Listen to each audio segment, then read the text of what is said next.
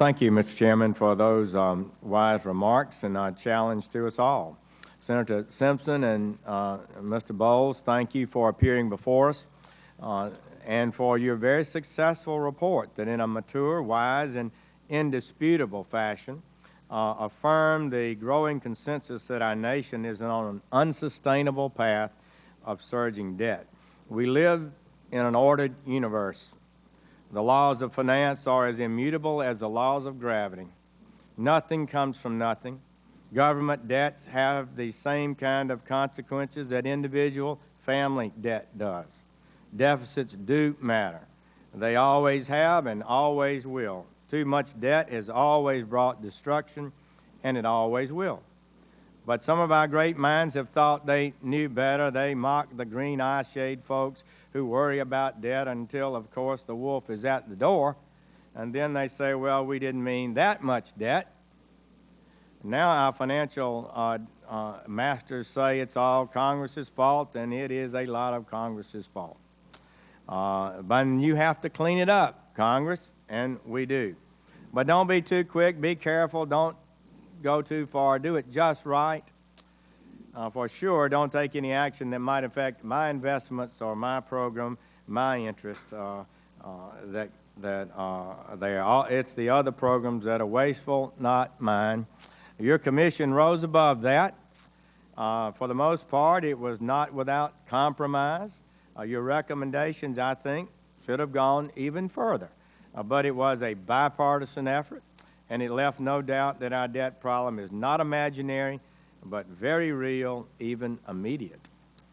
When former Chairman of the Federal Reserve, Alan Greenspan, told the Wall Street Journal a few weeks ago that our nation has a little better than a 50-50 chance to avoid a debt crisis in 2 to 3 years, surely we can take the hint that something serious must be done. And Moody's said in December warning us that they could downgrade our debt in less than 2 years if we don't take action. So the nation and much of the world is in a serious financial fix. If you read the comments of Wall Street, the fear there is real. Anger is real among the Wall Street people. Their words combine concern for our nation's future and short-term self-interest. But our best fast, I think, calls on us to, some of our best people, I would say, are producing contradictory ideas for action, and is causing some confusion. You've helped us cut through that confusion, in my view. So the House proposes meaningful spending reductions. Meanwhile, the President continues to advance his investment agenda, declaring against plain fact that his budget calls for us to live within our means and to begin paying down our debt. What world are they living in? Are we now, through the looking glass, a postmodern world where words have lost all meaning? If so, our beloved nation is in greater danger than many think, but I don't think so. American people get it. We can do this. This is not impossible.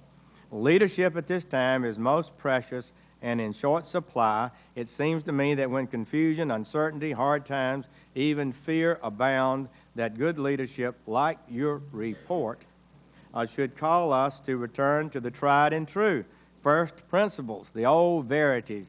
We are a vigorous, healthy people. We can accept the truth and get on with fixing problems. The people know, if not the intelligentsia, the bubbleized folks in Washington, that the right road will be difficult for a while, but that it will lead to prosperity and progress and preserve our great heritage of freedom and limited government. The current road just leads to debt and decline. The first old verity is to start telling the truth. And the truth is, this budget we have been presented does not live within our means, but instead doubles the entire gross debt of the United States from $13 trillion to $26 trillion by the end of the decade. It assumes no recession, low interest rates, and no new war or military conflict. It cannot stand, it will not stand.